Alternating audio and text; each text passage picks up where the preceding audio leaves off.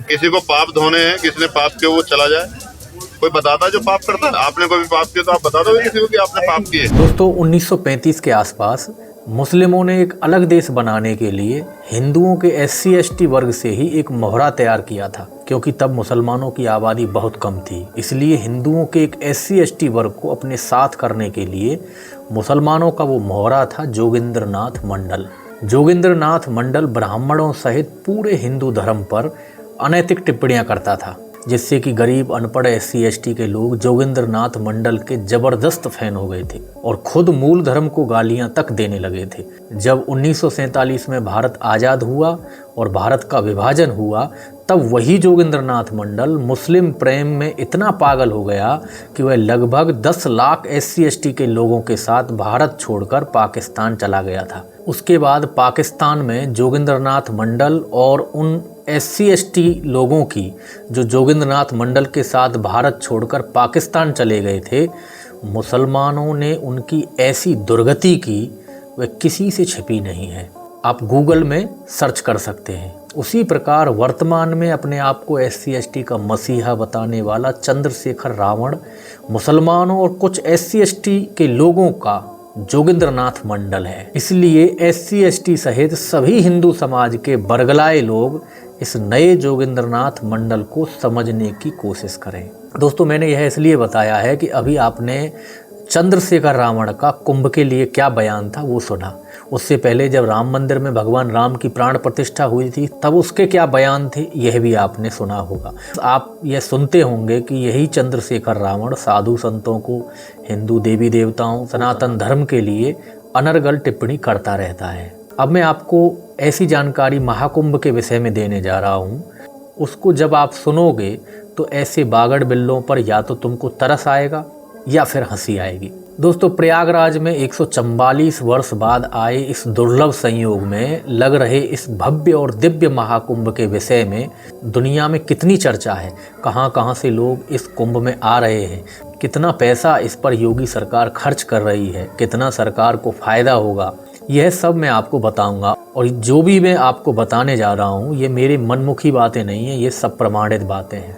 दोस्तों कुंभ में आ रहे विदेशी मेहमानों में एप्पल कंपनी के मालिक स्टीव जॉब्स की पत्नी लॉरेन पावेल जॉब्स वर्तमान में एप्पल कंपनी की मालकिन तो हैं ही, इसके अलावा 14 खरब रुपए की मालकिन है। लॉरेन निरंजनी अखाड़े के महामंडलेश्वर स्वामी कैलासानंद जी की शिष्या हैं। वो अमेरिका से कुंभ में स्नान करने के लिए आ रही हैं। इटली से एंजेला आ रही हैं। जब वो 14 वर्ष की थी तो उनको अपनी माँ के कपड़ों में एक किताब मिली, जिसको पढ़कर एंजेला योग और सनातन धर्म की अनुयायी हो गई। एंजेला शंभू अटल अखाड़े की शिष्या हैं। इमेग्निल मैक्रो फ्रांस से पास्कल आ रही हैं, जो शंकर भगवान की बहुत बड़ी भक्त हैं। 1984 में वह भारत में पहली बार आई थी। तभी से पास्कल सनातन धर्म और भारतीय संस्कृति से जुड़ी हुई है। उनको भगवान शिव से और हिंदू धर्म से बहुत लगाव है। न्यू मैक्सिको से मोक्षपुरी बाबा आए हैं। मोक्षपुरी बाबा अमेरिका में जन्मे हैं। उन्होंने सनातन धर्म को अपना लिया। वो जूना अखाड़े के शिष्य हैं।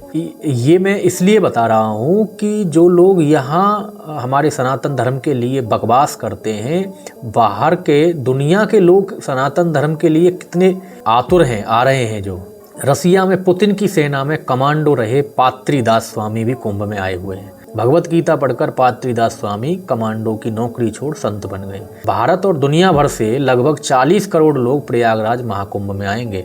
पाकिस्तान की आबादी 20 करोड़ है, अमेरिका की आबादी 35 करोड़ है, रूस की आबादी 14 करोड़ है। जरा सोचिए, भारत में लग रहे इस महाकुंभ में 40 करोड़ लोग आने वाले हैं। प्रयागराज महाकुंभ में 6000 करोड़ के लगभग योगी सरकार खर्च कर रही है। देश की नई संसद को बनाने में 971 करोड़ के करीब खर्च हुए थे। महाकुंभ में होने वाले खर्च में 6 नई संसद बन जाएंगी। लेकिन मुनाफा कितना होगा? जो लोग बोलते हैं इतना खर्च स्कूल, कॉलेज, अस्पताल पर करना चाहिए, वो ये बात ज़रूर समझ लें कि महाकुंभ में 1,20,000 करोड़ का मुनाफा होने वाला है, जिसकी अवधि कितनी है? 45 दिन में। IPL में 12,000 करोड़ की कमाई हुई थी। दुबई के बुर्ज खलीफा से एक वर्ष में 6,000 करोड़ की कमाई होती है। उससे 20 गुना ज़्यादा कमाई महाकुंभ में मात्र 45 दिन में हो जाएगी। दोस्तों यह है सनातन धर्म। मेले में लगे हुए टेंटों में 100 किलोमीटर तक का कपड़ा लगा हुआ है। महाकुंभ में 68 लाख बांस बल्लियां लगी हैं। इन बांस बल्लियों को यदि आपस में जोड़ दिया जाए तो यह 18,000 किलोमीटर तक जा सकती हैं। भारत से अमेरिका की दूरी 12,000 किलोमीटर है और अकेले कुंभ में इतनी बांस बल्लियां लगी हुई हैं जो 18,000 किलोमीटर तक बिछाई जा सकती हैं। प्रयागराज में महाकुंभ में प्रतिदिन लगभग 1,000 क्विंटल चावल बनेगा। 1600 क्विंटल से ज़्यादा प्रतिदिन आटे की खपत होगी। कुंभ में आने वाले श्रद्धालुओं के लिए 1.5 लाख पब्लिक टॉयलेट बनेंगे। पब्लिक टॉयलेट का मतलब आम टॉयलेट, जो शिविरों में है वो नहीं, आम टॉयलेट जो आम जनता के लिए है। 1 लाख लोगों पर 2,500 टॉयलेट। दुनिया में कुंभ कितनी चर्चा में है? 183 देशों के लोग इंटरनेट पर महाकुंभ सर्च कर रहे हैं। अब तक 33 लाख लोग वेबसाइट पर जा चुके हैं। इंटरनेट पर सर्च करने वाले कीवर्ड हैं Mahakumbh Mela, Mahakumbh date, Mahakumbh hotel, Mahakumbh location, Mahakumbh station. पूरी दुनिया के साथ मुस्लिम देशों में भी महाकुंभ की खूब चर्चा है। बुर्ज खलीफा में भी कुंभ के रंग दिखाए जाएंगे, ऐसी खबर आ रही है। भारत में हर राज्य, हर शहर में महाकुंभ की चर्चा है। तो दोस्तों, यह है हमारा सनातन धर्म और यह है हमारा दिव्य और भव्य कुंभ, जिसके लिए कुछ चंद तथाकथित बकवासबाजी कर रहे हैं, अनर्गल प्रलाप कर रहे हैं। इस सब जानकारी से ही आप अंदाजा लगा सकते हैं। यह जो जानकारी मैंने दी है, यह कोई मेरी मनमुखी जानकारी नहीं है, यह प्रमाणित जानकारी है। आप यह जानकारी मीडिया पर भी सुन रहे होंगे।